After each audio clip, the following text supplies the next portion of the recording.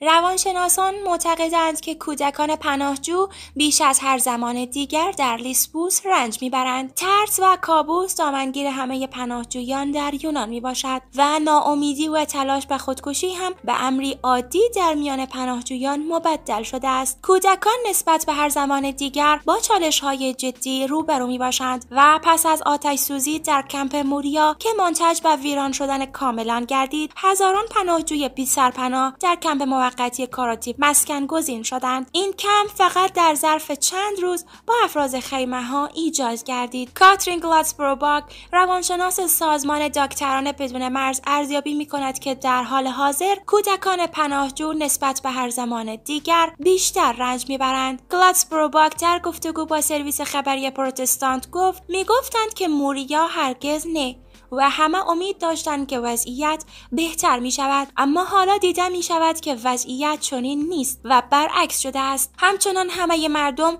امید خود را از دست دادند و هرگاه ما امیدی نداشته باشیم نیروی زندگی را نیز از دست می دهیم. این روانشناس نروژی که برای نهمین بار برای سازمان دکتران بدون مرز در جزیره لیسبوس به مأموریت گماشته شده است، علاوه کرد که کودکان بیشتر و بیشتر افسرده می شوند. ما موارد زیاد خودزنی، تلاش برای خودکشی، وحشت زدگی و بی‌علاقگی کامل را مشاهده کرده ایم. به بیان خانم گلاتسبروباک، یک کودک 13 ساله افغان 5 بار تلاش کرده است که به زندگی خود خاتمه دهد. او گفت ما کودکانی داریم که از چند ماه به این طرف سخن نگفتند، حتی کلمه ای را به زبان نمی آورند. جنگ و درگیری در کشورهای مبدأ پناهجویان و وحشت در زمان فرار بسیاری کودکان را به مشکل تروما دچار کرده است، اما در عین زمان اغلب آنها توانستند که رویکرد مقابله‌ای را توسعه دهند. ولی خشونت‌های پلیس، درگیری در میان پناهجویان در کمپ و آتش سوزی اخیر که در ماه سپتامبر سال گذشته منتج به ویرانی کامل اردوگاه موریا گردید، سبب شده است که بسیاری از پناهجویان از دنیا ناامید شوند. این روانشناس در مورد یک دختر 8 ساله افغان گفت: او به من خیلی جدی نگاه می‌کرد و گفت تو شاید در زندگی خوشبخت هستی که توانستی در یک خانه زندگی کنی. این یک چشمانداز است که یک دختر 8 ساله دارد. یک دختر 8 ساله باید با نشاط و کنجکاو باشد. خانم گلاتسبروباک افزود که این دختر افغان تمام روز را در خیمه سپری می کند و از بازی‌های کودکانه کاملا دست برداشته است و در چهره او کاملا غم و اندوه دیده می شود. این دردآور است. این مددرسانان سازمان دکتران بدون مرز ادامه داد که کودکان به احساس امنیت، مسئولیت و اعتماد نیاز دارند و این همه در اردوگاه اصلا وجود ندارد. بسیاری ها از خشونت، اختطاف و تجاوز جنسی ترس دارند. در عین زمان به دلیل همهگیری ویروس کرونا هیچ گروهی از کودکان برای انجام بازی‌های کودکانه در محوطه کمپ تجمع نکردند تا بتوانند لحظه‌ای مشکلاتشان را فراموش کنند. همچنان هوای سرد زمستان و مشکلات این پناهجویان بیشتر از پیش افزوده است و بسیاری از آنان از نبود مواد غذایی کافی شکایت کردند. همچنان در حال حاضر حدود 7000 پناهجو در اردوگاه کاراتیپه در جزیره لیسبوس یونان زندگی می‌کنند. از این میان 2000 تن را کودکان تشکیل می‌دهند. سازمان دکتران بدون مرز می‌گویند که کارمندان آنان خدمات مشورت‌دهی روانی را به گروه‌های کوچک در این کمپ انجام می‌دهند. گلاتسبروباک افزود که در سال گذشته به حدود 250 کودک رسیدگی صورت گرفته است، اما نیازمندی در این کمپ بسیار